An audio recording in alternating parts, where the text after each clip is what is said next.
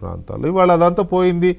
ఎప్పుడైతే ఇరిగేషన్ పెరిగిందో, ఉద్యోగాలు పెరిగాయో, లేదా రోడ్డు మొబిలిటీ పెరిగిందో, ఇన్ఫ్రాస్ట్రక్చర్ పెరిగిందో క్రమక్రమంగా ఉద్యోగాలు పెరిగాయి. యువత అంతా ఉద్యోగాల వైపు మళ్ళింది. నక్సలిజానికి రిక్రూట్మెంటే లేకుండా పోయింది.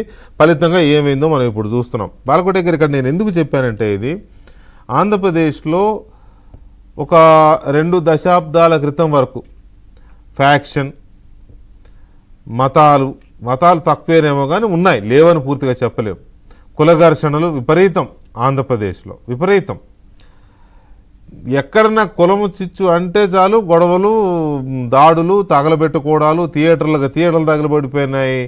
రంగా గారి హత్య జరిగినప్పుడు హత్య జరిగింది. అంతకుముందు కుల గొడవలు జరిగినాయి, మతాల గొడవలు జరిగినాయి. రాయలసీమ అయితే రక్తం ఓడింది. ఇవన్నీ తెలిసినాయి కదా మనకి. సో అక్కడున్న స్వభావం ఏంటంటే ఘర్షణలకి దూకుడు స్వభావం ఎక్కువ. ఇప్పుడు దాన్ని ఆసరాగా చేసుకుని జగన్మోహన్ రెడ్డి ఒకవైపు రప్పారప్ప అంటూ వాటిని రెచ్చగొడతాడు.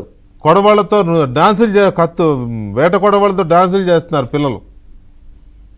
ఇక్కడేమో ఇవి రెచ్చగొడుతున్నారు. ఇలాంటి నీచ నికృష్ట రాజకీయాలని, నాయకుల్ని తరిమేయాల్సిన అవసరం ఉందా లేదా? లేకపోతే తరతరాలు ఇప్పుడిప్పుడే తేరుకుంటున్నాయి, మళ్ళీ వెనకెళ్ళిపోయే ప్రమాదం ఉంది. సో ఎన్నో ఘటనలు చూసిన మీలాంటి వాళ్ళు కానీ, శ్రీనివాస్ గారు లాంటి వాళ్ళు కానీ దీని మీద చెప్పాల్సిన అవసరం ఉంది. ఇది ఎవరి స్వార్థం కోసం కాదు, ఆంధ్రప్రదేశ్ యొక్క శ్రేయస్సు కోసం, ప్రజల కోసం, భావితరాల భవిష్యత్తు కోసం. వెంకటేష్ గారు, నక్సలిజం పుట్టుక, దాని వ్యాప్తి, దాని స్వరూపం వేరు. మతోన్మాదం వేరు, కులోన్మాదం వేరు. దేనికి భావసారూప్యతలు దేని పరిస్థితులు దానికే ఉంటాయి. మీరు అన్నట్టుగా ఆనాటి భూస్వామ్య క్రౌర్యం, ఒక దుర్మార్గమైన వ్యవస్థ పనిచేసింది కాబట్టి నక్సలిజానికి ఊపిరిలూదింది.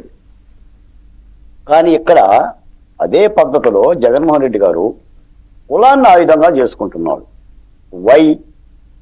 తనకు రాజ్యాధికారం రావటానికి ప్రజాస్వామికయుతంగా యుద్ధం చేసే లక్షణాలు ఆయనకు లేవు కాబట్టి ఒక కులాన్ని, అంటే సమాజంలో ఆంధ్రప్రదేశ్లో ఉన్న బలీయమైన కులాలని, బలమైన కులాలని, 3 సామాజిక వర్గాలు, 1 రెడ్డి, 2 కమ్మ, 3 కాపు, ఈ 3 కులాలని, అంటే కాపులని ఇంకో కులం మీద మరో కులం మీద ఉసిగొలిపి విభజించు పాలించే ఒక నీతిని పెట్టుకున్నాడు. మీకు మాట చెప్తాను సార్, ఈ సందర్భంగా రాష్ట్రంలో ప్రజలు కూడా ఆలోచించాలి.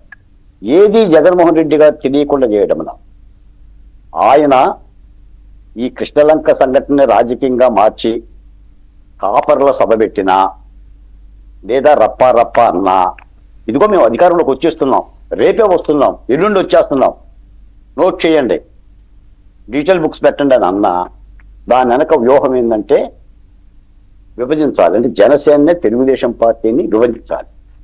జనసేన ముఖ్యంగా దూరం చేయాలి. ఇప్పుడు చంద్రబాబు నాయుడు గారు ఇప్పుడు క్యాబినెట్ అయిన తర్వాత మాట అన్నాడు, పవన్ కళ్యాణ్ గారిని అనవసరమైన విషయాల్లోకి లాగితే టోటల్ క్యాబినెట్, మంత్రులు, ఎమ్మెల్యేలు స్పందించి ఖండించాలి.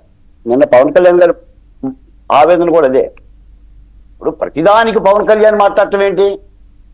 ఈ కులాల అక్కడ వెంకటకృష్ణ గారే మాట్లాడుతుండే కదా బాధ్యతగా. ఈ రోజున ఈ రాష్ట్రం కులాల మధ్య మీరు ఇలా కొట్టుకుంటే ఏమైపోతుందా బాలకోటయ్య? ఆ అభివృద్ధి ఏమవుతుంది? ఆ రాజధాని ఏమవుతుంది? ఆ పోలవరం ఏమవుతుంది? ఈ రప్ప రాజకీయాలు ఎంతకాలం భరిస్తున్న వెంకటకృష్ణ గారు అడుగుతున్నాడు కదా, ఆ బాధ్యత పడాలి కదా అందరమే.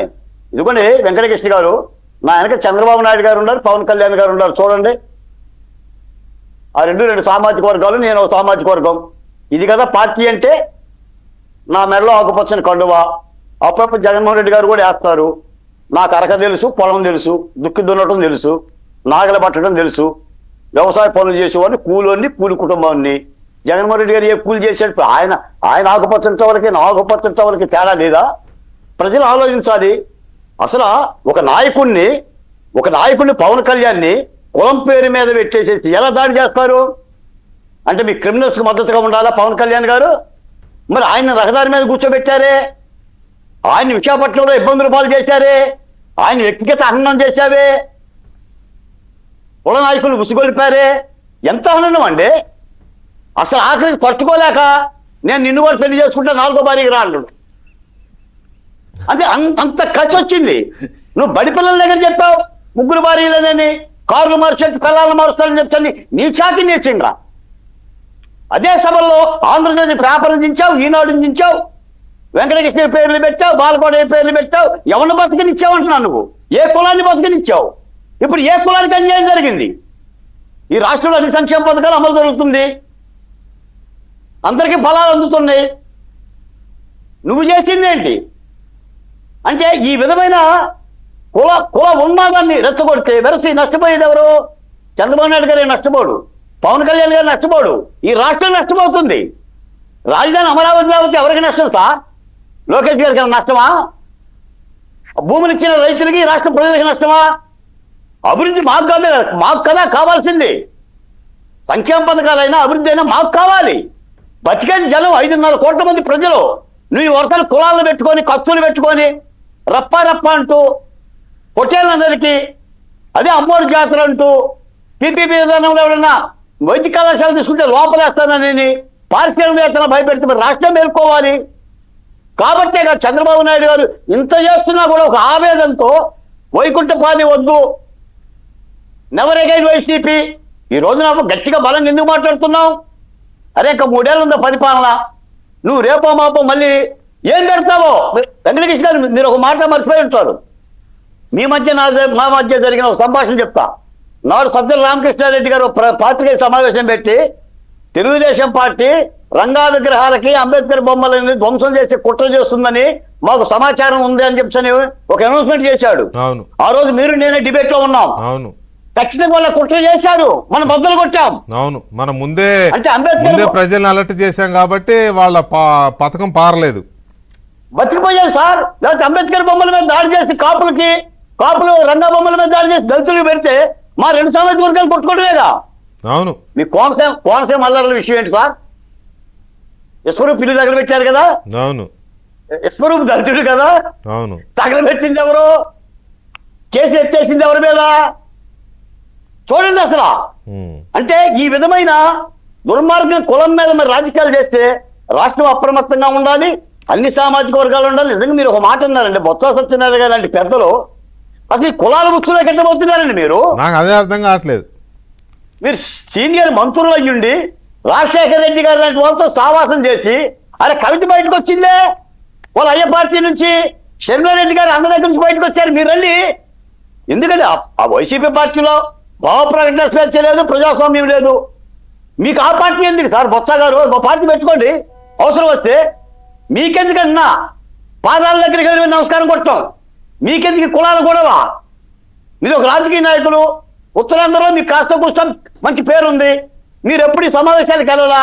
నేను అడుగుతున్నా బొత్స గారిని, మరి నువ్వు కాపుల సభకి వెళ్ళి కాపు టోపీ పెట్టుకున్నావు, మేమేం చేయాలి చెప్పండి? బొత్స గారు మీ దగ్గరికి రావాలా? మీకు ఎట్ట ఓట్లు వేయాలి అంటే అసలు ఇంత కర్మేందన్నా. నమ్ముకున్న ధనంజయ రెడ్డి జైలుకు పోయాడు, కృష్ణమోహన్ రెడ్డి జైలుకు పోయాడు, విజయసాయి రెడ్డి గారు బయటికి పోయారు, జగన్మోహన్ రెడ్డి గారి వెనక చలుబాలు తాగిన చంద్రారెడ్డి గారు బయటికి పోయారు, అమ్మగారు వెళ్ళిపోయారు. ఇంకా మీకేంటి అక్కడ పని? వై? ఈ రాష్ట్రం కోసం రండి సార్. ఇలాంటి నాయకులు ప్రోత్సహించకూడదు. మేమే కాదు ఆలోచించడు, మీరు ఆలోచించాలి.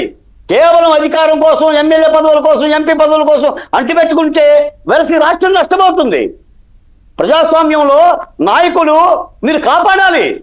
అంతంత సీనియారిటీ కలిగి మీ మీ మీ ప్రాంత ప్రజలకి లేదా మీ ప్రాంత అభివృద్ధికి రేపొద్దున ఏమవుతుందండి? కాదండి, సొంత తల్లిని సొంత చెల్లిని చూసినా కూడా వీళ్ళకి ఎందుకు కనువిప్పు జరగట్లేదో నాకు అర్థం కాని పరిస్థితి అసలు. అరే వాళ్ళు క్లియర్ లైవ్ ఎగ్జాంపుల్స్ కదా. అరే వాళ్ళ బతికే అలా అయిపోయింది కదా, మనం ఎందుకు ఇంతగా పూసుకుంటున్నాం, ఎందుకు ఇంతగా రాసుకుంటున్నాం?